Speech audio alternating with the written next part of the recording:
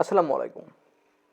নতুন নেতা হয়েছেন বা দীর্ঘদিন কাজ করার অভ্যাস নেই, জানেন না কীভাবে কাজ করতে হয় জনগণের জন্য, তাহলে তো বিশাল সমস্যা একজন নেতার। এই সমস্যাগুলো থাকলে সে নেতা হতে পারবে না। তাহলে কিছু মূল্যবান কথা শুনুন। আপনি এক্ষুনি বাড়ি থেকে বেরিয়ে যান। হ্যাঁ, আপনাকে বলছি, নেতার বাড়িতে নয়, মানুষের কাছে, জনগণের কাছে।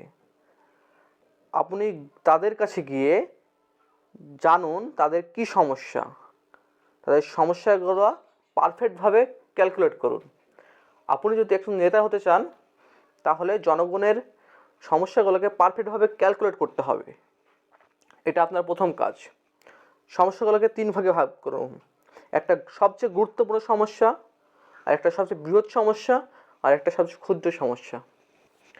3 ভাগে ভাগ করার পরে সবচেয়ে গুরুত্বপূর্ণ সমস্যাগুলোকে আপনি হাতে তুলে নেবেন, কারণ ওই সমস্যাগুলো জনগণের পূরণ করা, সমাধান করা অনেক জরুরি।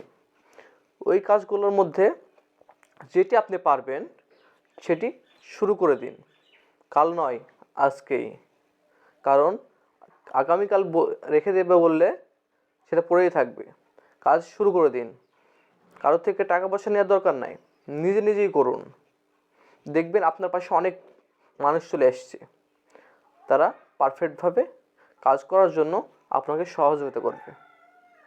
এই তো, আপনি এভাবে চলতে থাকলে আপনি একজন আদর্শ নেতা হয়ে উঠবেন, মানুষের সবচেয়ে প্রিয় নেতা।